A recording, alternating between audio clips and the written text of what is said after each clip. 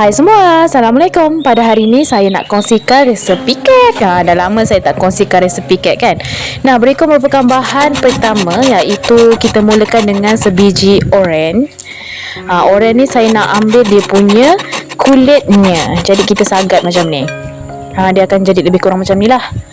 Ni yang nanti akan membuatkan kek kita bertambah sedap. Kemudian saya nak bahagi dua oren tersebut. Jadi saya tak buang oren yang telah diambil kulit tu. Kemudian satunya saya sisihkan, manakala satu lagi saya hiris tipis macam ni.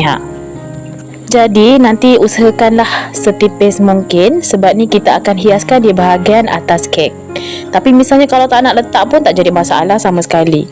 Kalau nak biarkan kosong macam saya lebih suka letak lah biar nampak cantik. Setelah selesai hiris-menghiris, sekarang kita ke bahan kering. Pertama sekali saya masukkan tepung gandum lebih kurang 1/2 cawan tepung gandum. Kemudian kita akan ayak tepung tersebut. Jika misalnya anda tiada sukatan cawan, boleh ambil mana-mana jenis cawan je, dan pastikan anda gunakan cawan yang saiznya sama. Kemudian kita ayaklah sampai selesai. Kemudian saya juga tambahkan 1 sudu baking powder. Sama kita ayak supaya dia tidak berketul atau ada bendasing-bendasing, diikuti dengan baking soda. Kemudian kita gaul rata bagi sebati.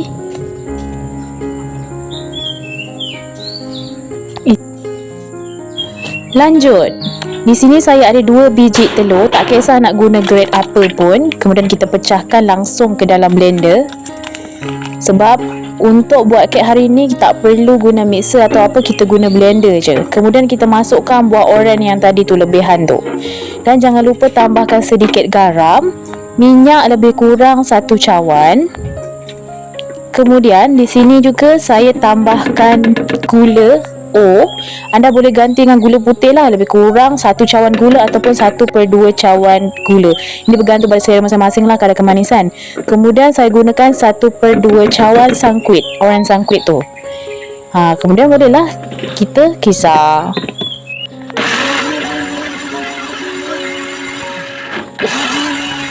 Ni tadi saya rasa manis ni kurang, jadi saya tambah lagi gula tu. Sekarang semua bahan-bahan telah kita kisar tu, kita masukkan dalam adunan tepung kering. Jadi waktu anda kisar tadi tu lamakan sedikit lah, lebih kurang 1 ke 2 minit. Jangan awal sangat, nanti bantat kek. Kemudian ni saya tambahkan sedikit pewarna bagi cantik. Sebenarnya kalau tak nak tambah pewarna pun tak apa, biasanya pun saya tak tambah pewarna pun.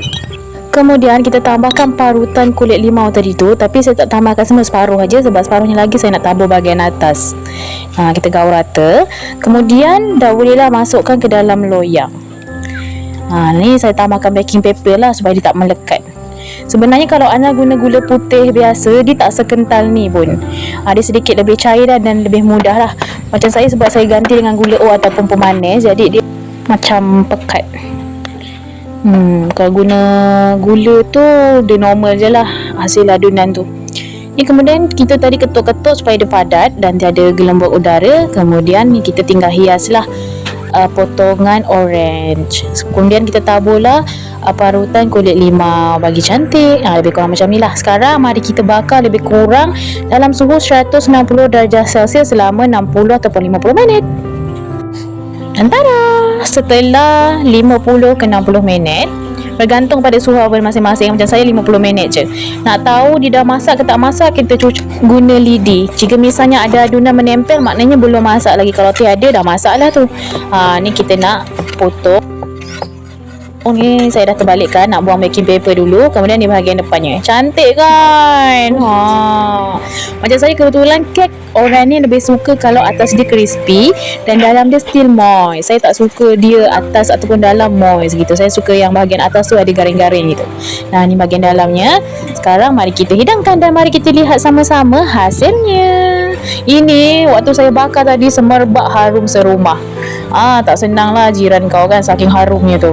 Kalau anda guna butter lagi wangi. Macam saya guna minyak sahaja, apa yang ada dekat rumah. Lebih kurang macam ni. Jom kita rasa. Mari gigitan pertama untuk anda semua. rasanya sedap, garing di atas, manisnya dapat, rasa orange je memang kuat lah. Sebab kita tadi ada tambah buah orange, sangkuit lain. Memang perfect lah. Kalau nak tahu sedap tak sedap, kena dah cuba. Okay lah guys, jangan lupa like and subscribe.